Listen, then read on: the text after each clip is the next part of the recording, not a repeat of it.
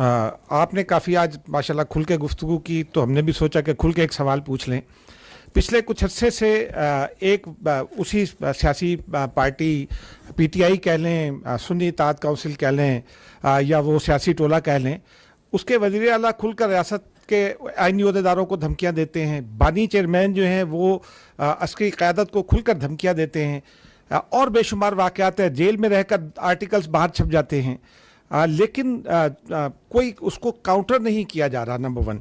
Number two ये है कि उसी बुनियाद पर ये दावे किए जाते हैं कि फ़लाँ डेट को रिहाई हो जाएगी, फ़लाँ डेट को रिहाई हो जाएगी, लेकिन और फिर ये तासुर दिया जाता है कि डील हो गई, और अहदेदारों के नाम भी बताए जाते हैं कि फ़लाँ पहुंच गया मुज़ाकरात के लिए। आप आज खुलकर अगर ये बता सकें हमें अनएम्बिगुअस टर्म्स में कि क्या कोई डील हो रही है, कोई ढील है, और अगर नहीं है तो काउंटर क्यों नहीं किया गया? देखिए, before I come to your specific question deal पे, अगर आप इजाज़त दें तो पहले मैं ये अर्ज़ करूँगा कि जो पाकिस्तान की फ़ौज है, ये पाकिस्तान की फ़ौज एक कौमी फ़ौज है। इसके अंदर तमाम मकतबा फ़िक्र के लोग होते हैं, इसके अंदर तमाम कौमियत के लोग होते हैं, तमाम नस्ल, रंग और मज़ाहिब के लोग होते हैं। इसकी किसी किस्म की कोई दादाती तौर पे सियासी सोच नहीं होती है। ताहम चूँकि we are a parliamentary democratic system, तो जो हुकूमत वक्त होती है वो सियासी होती है और सियासी पार्टीज़ बनाती हैं। तो हर हुकूमत वक्त के साथ पाक आर्मी का, फ़ौज का एक गैर सियासी मगर Convert your audio and video files into accurate text transcripts in seconds with मगर आईनी और कानूनी ताल्लुक होता है। ठीक, तो this is important to understand. चूंकि हम किसी एक ख़ास सियासी सोच की, जिस तरह हम एक ख़ास कौमियत की प्रचार नहीं करते हैं, हम एक ख़ास मज़हब का प्रचार या ख़ास कौमियत नस्ल को आगे लेके बढ़ते नहीं, इसी तरह हम किसी एक ख़ास सियासी सोच को लेके आगे नहीं बढ़ते।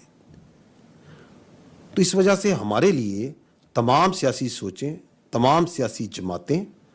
जो कि अवाम की नुमाइंदे हैं और सियासी लीडर्स काबिल एहतराम होते हैं। ताहम अगर कोई सियासी सोच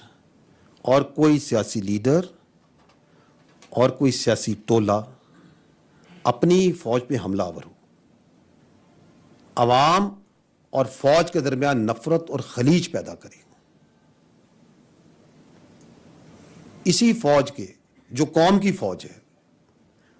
इसी कौम के शहीदों की तज़हीक करे, और जैसे आपने कहा इसी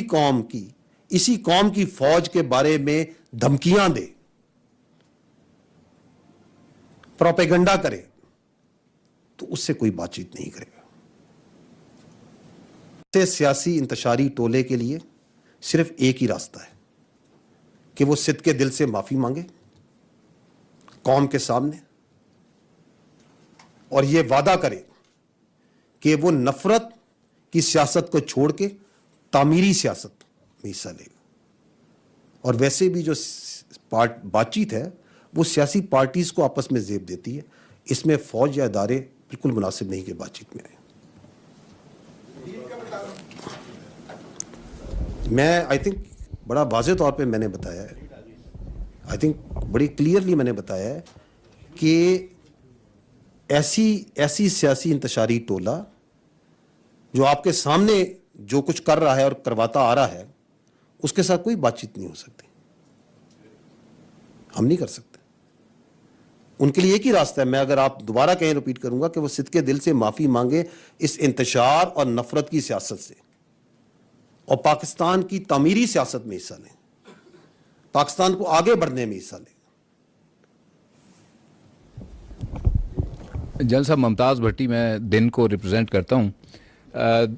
आपने कहा ये डिफेंस और सिक्योरिटी के ऊपर प्रेस कॉन्फ्रेंस थी, लेकिन एक सिक्योरिटी से जुड़ा हुआ क्वेश्चन है, वो जनरल इलेक्शन 2024 जो हुए,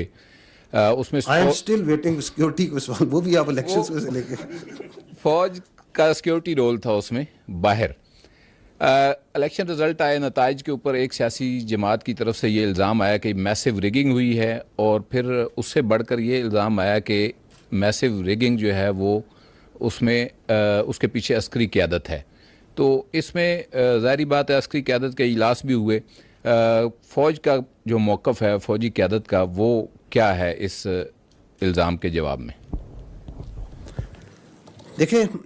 جنرل الیکشن 2024 8 فروری میں جو آرمی کا جو رول تھا that was only as per the mandate given by the election commission of Pakistan, اور وہ تھا